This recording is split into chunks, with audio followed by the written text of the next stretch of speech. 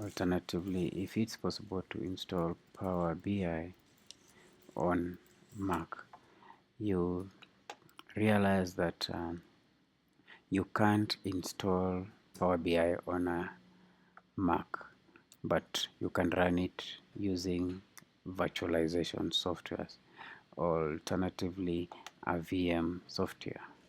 Now, based on this, then we'll have to look for a solution.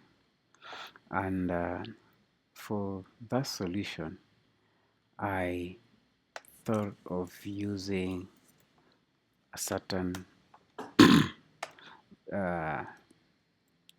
solutions, and therefore we have to look for a virtual machine. Now, which virtual machine are we going to use? For my case, I will prefer that we use UTM, and we'll also use Crystal Fetch. It's another program that will help us to install Windows, download Windows on that Mac computer. Now, let's go ahead and download UTM, which is our virtual machine. Now, if you go here, you are going to download UTM for Mac. Let's avoid Mac App Store because Mac App Store will need for us to go and get some coins. Like for instance, if I try this, if I go here, it will ask me to get some $9.99. This is not necessary for now. So let's get back and download directly from this download link here. Once you click on download, you will have your download here starting. For my case, I already have mine downloaded. Then we have to go to the second option, which is to download now Crystal Fetch. Let's go Crystal Fetch, download.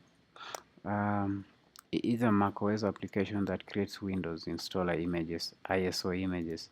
So if we go directly to this link, we are going to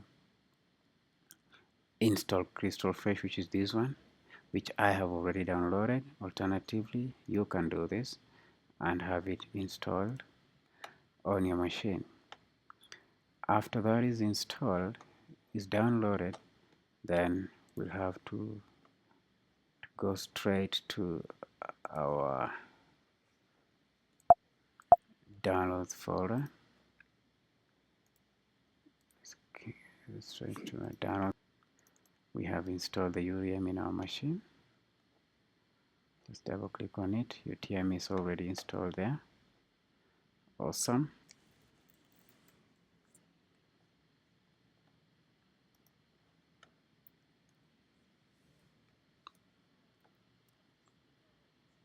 This is our Crystal Fetch. As our UTM is verifying, we have our Crystal Fetch here, which is going to help us download Windows 11. For my case, I don't want to go with Windows 10, but I will go with Windows 11. Latest build. I'm using Intel, not Apple Silicon.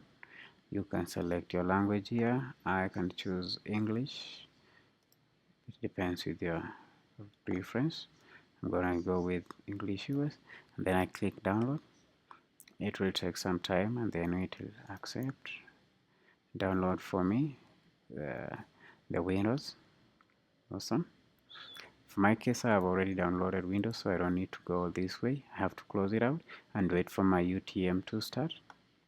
Might take some time. I trust it, so I have to open it.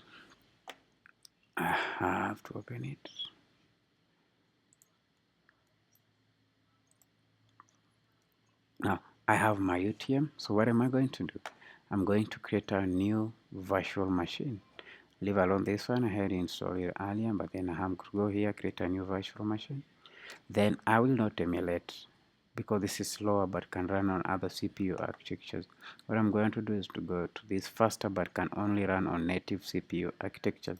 So I'm going to start with that. I'm going to install Windows, not Linux. I'm going to leave this alone for my default. settings. Then I go continue, install Windows 10 or higher. That's fine. I have Windows 11, so I have to browse the ISO image that I just downloaded using Crystal Fetch. It's on my downloads. Here it is. You can see. There's the ISO file. I'm gonna open it up. It will require some spice tools and drivers and so forth, so I have to go next. That's okay. I require 64 GB of storage. I don't want to share. It's just a read-only copy. Then I have to save this. I have to be patient for it to load. Awesome. Now, once it has loaded, what you need to do is to click on this. It might take some time, but patience pays.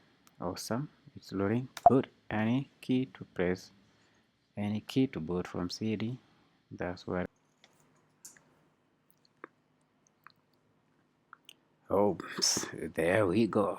Now, here is our installation of Windows 11. There we go. You select your language, then you go click next.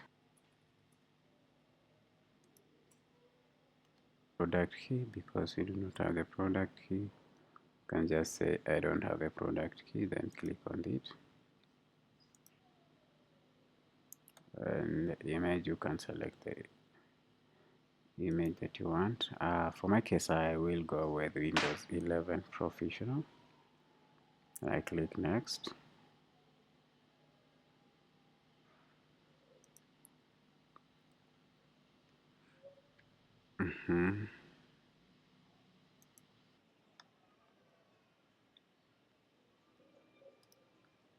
Let's accept the software terms and licenses.